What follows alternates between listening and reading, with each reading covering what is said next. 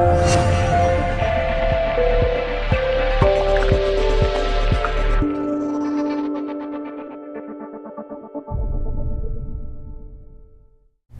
guys, welcome to Be Inside Out TV, where living from the inside to create a life you love is the norm.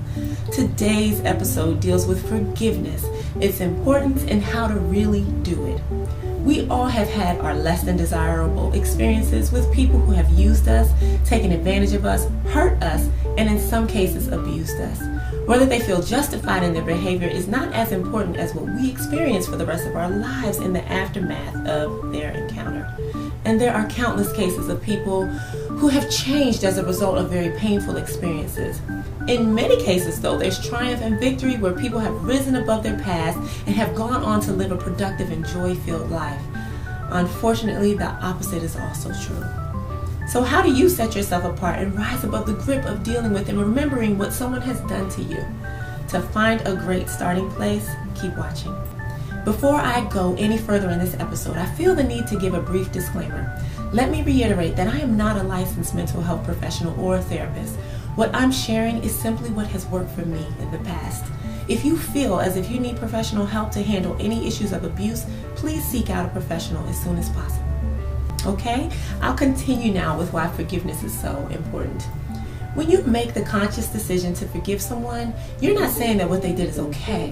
What you're doing is freeing yourself of detrimental feelings that when produced too long and too often can and will make you sick. Holding on to the feelings forever, constantly and repeatedly for something that has happened a long time ago is recreating that experience unnecessarily. It's a poisonous memory which is relived over and over again, and instead of that memory helping you, it's actually harming you. Here's where people adapt destructive behaviors to try to suppress, remove, or numb the memory and to try to forget the pain and not face it. Gosh, these behaviors are vast. Examples are overeating, binging, smoking, drinking, promiscuity, apathy, isolation, self-mutilation, and on and on and on. Choosing to forgive can start the self-healing process by facing and then not holding on to the painful memory as part of your current story. So now you're probably thinking, Megan, yes, I understand forgiveness, but I'll never forget how so-and-so treated me or what so-and-so did to me. Pause for a second. Let me ask you to say that to yourself again, but this time when you say it, pay attention to the feelings that come up. Megan, yes, I understand forgiveness, but I will never forget what so-and-so did to me or how they made me feel. Does saying that bring up the memory? What about a tightness in your chest or in your stomach? Do you even feel irritated or a little angry, a little hot, annoyed, mad, vengeful even? You see, saying you forgive and won't forget may be that you've just gotten over the issue enough to still function and not really care about them anymore. And most importantly, you're not going to let them or anyone else for that matter do that to you again. I get it. You are wiser and you're not going to get caught out there like you did or be foolish or be vulnerable. And to a great extent, that is very healthy. However, not forgetting also means you may become overly protective of your feelings. You may begin to operate more so out of fear, and revenge may even subtly become your motivation. See, in essence, you're still attached to the memory. Although you say you've gotten them because you can pretty much move on, you're still very much connected to the drama by not forgetting. This brings me to how to really forget so that you're no longer bothered, affected, or even moved in a negative way by what has happened in your past. Number one, detach yourself more and more from the old story. What this means is not to let it be a part of you. Yes, it happened, and now it's over. Help it really be over by not identifying with it as your story over and over and over again. Number two, release the story. Once you've separated yourself from the story as a strong part of your identity, you can truly let it go. Let the pain go, let the hurt go, let the revenge and the get back go, let the mockery go. Whatever little things that come up for you that still may be a part of those memories, literally let them go.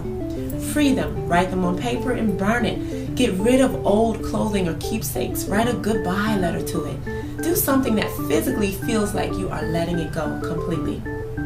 Number three, redirect the energy into something positive, uplifting, and inspiring. While working on detaching and releasing, you can help the energy along by doing constructive activities. Journal to purge the feelings and begin to ask questions for healing. Write down lessons that you can share with others to help them get through what you've been through. Volunteer, start a blog, become a mentor. There are so many ways to channel this energy into something to help you continue to heal and grow. Doing these 3 things above, in addition to the forgiveness part, will free you of the high and destructive energy still surrounding that story. Instead of it being a part of you, it can be just what happened. It's a lesson in the past, literally. As a result of doing the work of forgiving and forgetting, you'll be able to look and see how far you've grown and see how much better you feel in the brightness of your future, since really forgetting all that drama associated with that old event. Here's a tweetable. Don't let the past hold you hostage. Forgive and forget by releasing attachments to the story. Now it's your turn. Have you had success with forgiving and forgetting? If so, we'd love to hear your story. Go now to BeInsideOut.com and share your success in the comments section. While there, please sign up for email updates to stay in the know. This way you'll be notified first when new Be Inside Out goodness is coming up. And also, if you like this video, don't forget to subscribe to this channel and share the love with your friends across all of your social networks. As always, remember to nurture your soul first so you can be a beacon and a blessing to everyone who needs you. See you next Wednesday. Be you and be well. Need to love yourself a little more and lose a few extra pounds? Get details about the next weight management class at BeInsideOut.com/info.